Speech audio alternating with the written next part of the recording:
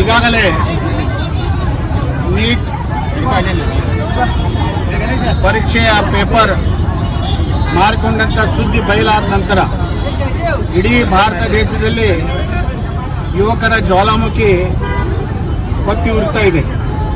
ಅತ್ಯಂತ ಶಾಂತಿಯುತವಾಗಿ ಜಂತರ್ ಮಂತರದಲ್ಲಿ ನಡೀತಕ್ಕಂಥ ವಿದ್ಯಾರ್ಥಿಗಳ ಪ್ರತಿಭಟನೆ, ಆ ಪ್ರತಿಭಟನೆ ಮೇಲೆ ಅಶ್ರುವಾಯು ಆಗಲಿ, ನೀರು ಬಿಡೋದಾಗಲಿ ಮತ್ತು ಲಾಠಿ ಚಾರ್ಜ್ ಮಾಡೋದಾಗಲಿ, ಕೇವಲ ಲಾಠಿ ಚಾರ್ಜ್ ಮಾಡೋದು ಅಷ್ಟಲ್ಲ, ಆ ಕಟ್ಟಿಗೆ ಮೊಳೆಗಳನ್ನು ಹೊಡೆದು ಆ ಮೊಳೆಗಳಿಂದ ವಿದ್ಯಾರ್ಥಿಗಳನ್ನು ಬಡಿದಿದ್ದಾರೆ. ಅಂದರೆ ಅಮಾನುಷ್ಯ, ಬ್ರಿಟಿಷರಕ್ಕಿಂತ 100 ಪಟ್ಟು ಹೆಚ್ಚಾಗಿ ಇಂತಹ ಘಟನೆಗಳನ್ನು ನಿರರ್ಥಕವಾದಂಥ ಈ BJP ಸರ್ಕಾರ, ಕೇಂದ್ರದಲ್ಲಿರ್ತಕ್ಕಂಥ ಸರ್ಕಾರ ಅತ್ಯಂತ ಕೆಳಮಟ್ಟಕ್ಕೆ ಹೋಗಿ ಯಾರು ಭವಿಷ್ಯವನ್ನು ರೂಪಿಸ್ತಕ್ಕಂಥ ವಿದ್ಯಾರ್ಥಿಗಳಿದ್ದಾರೆ ಅವರ ಮೇಲೆ ಇಂಥ ಲಾಠಿ ಚಾರ್ಜನ್ನು ಮಾಡಿದ್ದಾರೆ. ನಮ್ಮ ಬೇಡಿಕೆ ನ್ಯಾಯ ಹಕ್ಕವಾಗಿದೆ.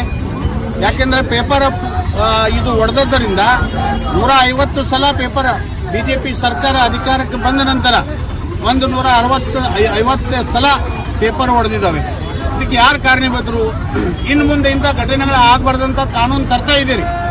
ಒಪ್ಪಿಗೆ ಇಲ್ಲಿವರೆಗೆ ಮಾಡಿದಂಥವ್ರಿಗೆ ಏನು ಕಾನೂನು ಕೊಡ್ತೀರಿ, ಏನು ಶಿಕ್ಷೆ ಕೊಡ್ತೀರಿ?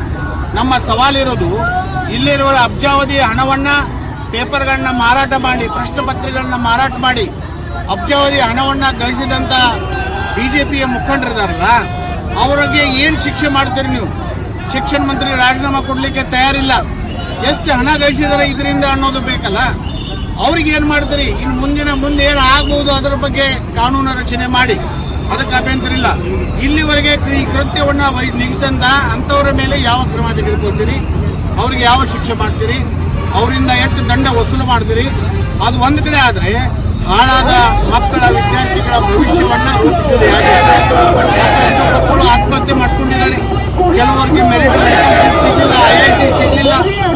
ಇಂಥ ಮಾರಾಟದ ಬುದ್ಧಿವಂತ ಮಕ್ಕಳು ರಾತ್ರಿ ಆಗಲಿ ಸ್ಟಡಿ ಮಾಡಿ ಕೋಚಿಂಗ್ ಕ್ಲಾಸ್ ಹೋಗಿ ಬಡವರು ಮಕ್ಕಳು ವಿದ್ಯಾವಂತರು ಆಗಿದ್ದರೂ ಕೂಡ ಅವರಿಗೆ ಕ್ವಾಲಿಟಿ ಇದ್ರೂ ಕೂಡ IIT ಆಗಲಿ ಮೆಡಿಕಲ್ ಆಗಲಿ ಅಡ್ಮಿಷನ್ಗಳು ಸಿಗಲಿಲ್ಲ.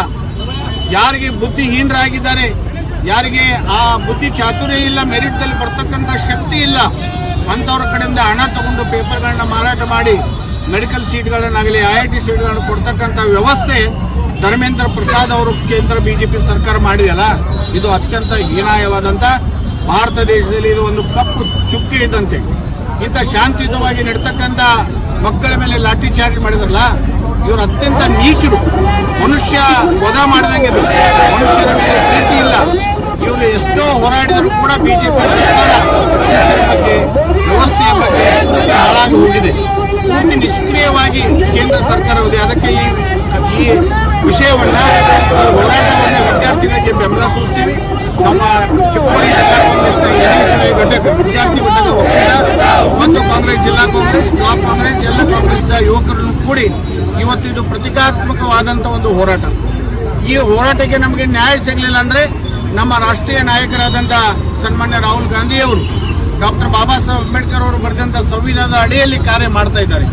ನಮ್ಮ ರಾಷ್ಟ್ರೀಯ ಅಧ್ಯಕ್ಷರು ಮಲ್ಲಿಕಾರ್ಜುನ್ ಖರ್ಗೆ ಸಾಹೇಬರು, ರಾಜ್ಯಾಧ್ಯಕ್ಷರು BK ಹರಿಪ್ರಸಾದ್ ಸಾಹೇಬರು ಅವ್ರು ಏನು ಆದೇಶ ಕೊಡ್ತಾರೆ ಆ ಮುಖಾಂತರ ನಾವು ಮುಂದಿನ ಹೋರಾಟವನ್ನು ರೂಪಿಸ್ತೀವಿ. ಮತ್ತು ಅಲ್ಲಿ